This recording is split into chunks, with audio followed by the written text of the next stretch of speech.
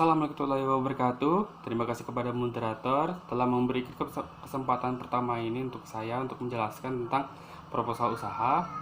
Pengertian proposal usaha. Proposal usaha merupakan media untuk menjelaskan profil usaha yang akan dikembangkan oleh seorang wirausaha. Proposal usaha merupakan dokumen tertulis yang menggambarkan semua unsur baik internal maupun eksternal mengenai suatu usaha baru. Beberapa hal yang mencantum dan dijelaskan sebuah proposal usaha, yaitu 1. Hasil studi kelayakan usaha. 2. Penelitian dan pengembangan. 3. Masalah pabrik. 4. Manajemen usaha. 5. Pemasaran. 6. Resiko yang dihadapi. 7. Masalah finansial, misalnya kebutuhan investasi atau modal, biaya operasional, dan estimasi keuntungan. Yang terakhir, penjadwalan waktu usaha. Terus yang selanjutnya, fungsi proposal usaha tersebut yaitu memiliki arti yang penting bagi wirausaha sebagai pernyataan atau legitimasi calon wirausaha sebagai pemilik dan pemegang inisiatif dalam membuka usaha. Selain itu, proposal usaha berfungsi yang lainnya yaitu sebagai representasi pengetahuan dan pengusahaan bidang wirausaha yang akan dijalankan. Terus yang kedua, wujud perkiraan prospek usaha. Terus yang terakhir, tolak ukur dan panduan pelaksanaan kegiatan. Dan sekianlah dari penjelasan yang pertama dari saya. Dan saya kembalikan kepada moderator. Warahmatullahi wabarakatuh. Perkenalkan, nama saya Sela. Saya dari Prodi PGSD kelas 7B, NIM 170141286. Nah, di sini saya akan melanjutkan presentasi dari teman saya. Nah, saya akan menjelaskan keuntungan kita dalam membuat suatu proposal usaha. Nah, yang pertama kita bisa menjelaskan kepada orang mengenai gambaran tentang profil perusahaan kita. Yang kedua, kita bisa mengajak orang-orang yang berpotensi untuk bisa bekerja sama kepada kita dan juga bergabung kepada kita. Yang ketiga yaitu keuntungannya, yaitu kita bisa berkesempatan untuk mengembangkan suatu usaha. Yang keempat, kita bisa mengatur kerjasama kepada pihak lain untuk bisa mendapatkan suatu keuntungan, dan juga kita bisa mendapatkan calon relasi yang bisa diajak untuk bekerja sama kepada kita. Terus kita bisa mendapatkan suatu pinjaman dan juga modal. Terus yang terakhir, kita bisa memperjelas sumber-sumber dana pengelolaan yang nantinya akan kita gunakan. Poin D, yaitu faktor-faktor penyusunan proposal usaha. Dalam kita menyusunan proposal tersebut, kita memiliki suatu hambatan atau yang harus kita imbangi. Nah, yang pertama yaitu tujuan realistisnya tersebut. Nah, tujuan realistis ini yaitu tujuan yang harus kita capai tersebut harus dapat dicapai dan juga dapat kita ukur. Nah, harus ada kesamaan waktu dan juga parameter waktunya. Yang kedua yaitu tujuan kita tersebut haruslah fleksibel, karena lingkungan yang ada di sekitar kita tersebut bisa jadi kita kayak dinamis, dan dalam penyusunan proposal tersebut haruslah fleksibel. Nah, yang ketiga yaitu batasan waktu. Nah, dalam penyusunan proposal ini kita memiliki tujuan utama. Nah, ada tujuan jangka pendek dan juga jangka panjang. Nah, dan kita memiliki suatu tujuan. Yang terakhir yaitu memiliki komitmen dalam menyusun proposal usaha ini. Kita harus memiliki suatu dukungan dari keluarga kita maupun dari usaha kita, dari pihak-pihak tertentu yang akan mendukung kita.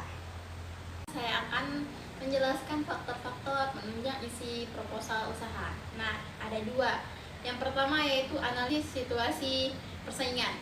Wirausaha di sini harus mengidentifikasi suatu persaingan dan juga hambatan, yaitu faktor eksternal maupun internal.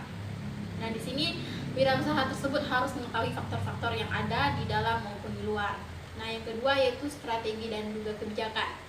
Nah, dalam kita berwirausaha, kita harus memiliki strategi dan juga kebijakan. Nah, kebijakan di sini kita harus bisa memberikan suatu penetapan harga. Nah, penetapan harga ini kita harus memiliki suatu penetapan harga yang sesuai agar bisa diterima dan juga diterapkan nantinya. Hal yang harus diperhatikan dalam menyusun proposal usaha yaitu yang pertama kita harus memperhatikan isi proposal usaha. Nah, proposal usaha biasanya digunakan untuk memperoleh modal usaha. Oleh karena itu, wirausaha harus membuat proposal yang berisi informasi lengkap tentang hal yang sedang atau akan dijalankan serta modal yang diperlukan. Nah, berdasarkan proposal tersebut, pihak lembaga keuangan atau bank akan menilai apakah wirausaha tersebut pantas memperoleh pinjaman atau tidak. Nah, informasi yang biasanya tercantum dalam sebuah proposal usaha antara lain yang pertama yaitu uraian usaha. Nah, uraian usaha ini memberikan penjelasan singkat tentang usaha yang sedang atau akan dijalankan. Biasanya berisi latar belakang pendirian usaha dan prospeknya di masa yang akan datang, serta keunggulan dari bidang usaha tersebut dan kendala yang mungkin dihadapi serta pemecahannya. Yang kedua yaitu produk. Nah, proposal usaha juga menguraikan secara rinci tentang spesifikasi dari sebuah produk, misalnya ukuran, jenis kegunaan, dan banyak produk. Yang ketiga yaitu lokasi. Nah, secara umum ada dua hal yang harus diperhatikan dalam menentukan lokasi usaha, yaitu yang pertama lokasi pemerolehan bahan baku dan yang kedua lokasi penjualan. Yang keempat pasar. Nah, pasar merupakan tempat orang melakukan transaksi jual beli dan pasar juga merupakan tempat berinteraksinya produsen dan konsumen. Nah, selanjutnya yaitu persaingan. Dalam perusahaan harus bisa menjelaskan posisi usahanya dan persaingan dalam pasar yang ada. Nah, selain itu, perusahaan juga harus menggambarkan strategi yang akan dijalankan untuk memenangkan persaingan tersebut. Selanjutnya yaitu laporan keuangan. Wirausaha yang telah memiliki usaha wajib menyertakan laporan keuangan yang lalu dalam rencana usahanya, dan wirausaha yang baru akan memulai usaha harus menyertakan rencana permodalan, estimasi biaya, dan pendapatannya. Selanjutnya yaitu ada manajemen.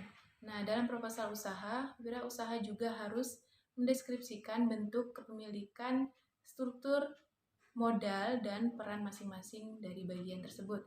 Nah, selanjutnya yaitu personalia atau sumber daya manusia. Wirausaha harus menjelaskan susunan dalam struktur organisasi perusahaan lengkap dengan pegawainya serta latar belakang pendidikannya.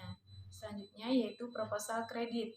Nah, wirausaha mengajukan sejumlah dana yang diperlukan dalam mengembangkan usahanya, misalnya perincian dana yang dibutuhkan. Nah, yang terakhir yaitu ada lampiran-lampiran. Nah, lampiran-lampiran ini berisi dokumen-dokumen penting perusahaan seperti akta pendirian perusahaan, sertifikat tanah, dan lain sebagainya. Terima kasih. Baiklah, saya akan melanjutkan penjelasan dari teman saya yang bernama Dewi Kumalasari.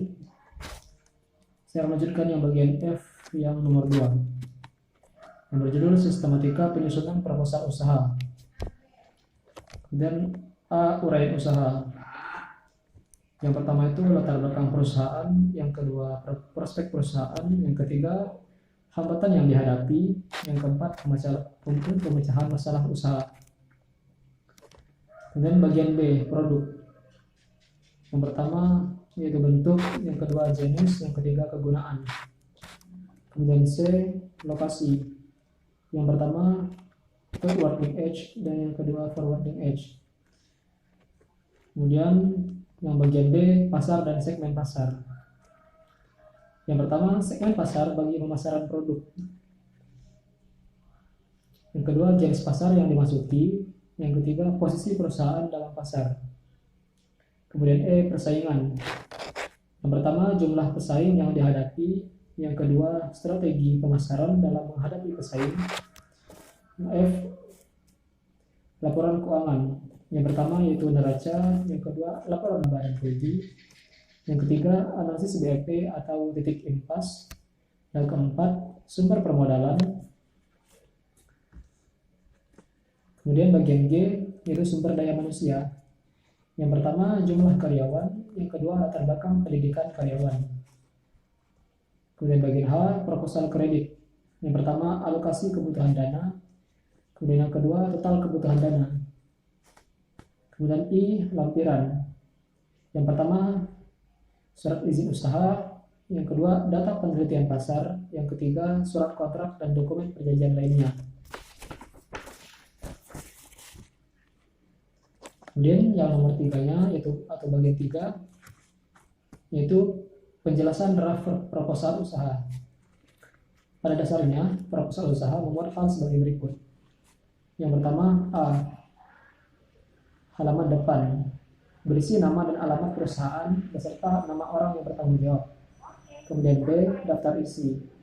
Secara rinci menyebutkan seluruh isi draft proposal dan nomor halamannya. Kemudian C, rangkuman eksekutif yang berisi keseluruhan usaha secara singkat, penjelasan perusahaan, kemudian menjelaskan strategi perusahaan dan tim manajemen pengelola perusahaan. Kemudian yang B, pemasaran, berisi strategi serta ramalan tentang target konsumen di masa mendatang. Kemudian selanjutnya yaitu E, barang dan jasa yang dihasilkan, yaitu menjelaskan jumlah, mutu, kegunaan, dan kelebihan produk. Yang F yaitu usaha meningkatkan penjualan, yaitu menjelaskan tentang berbagai teknik promosi permodalan, merencanakan rencana permodalan, dan proyeksinya, neraca pendahuluan, arus kas, dan pendapatannya. Kemudian yang B yaitu yang terakhir adalah lampiran. Lampiran digunakan untuk melengkapi proposal usaha seperti akta pendirian, SIUP, situ, AMDAL, maupun sertifikat tanah. Baiklah, itulah penjelasan dari saya. Terima kasih atas perhatiannya. Wabillahi taufiq wal hidayah. Wassalamualaikum warahmatullahi wabarakatuh.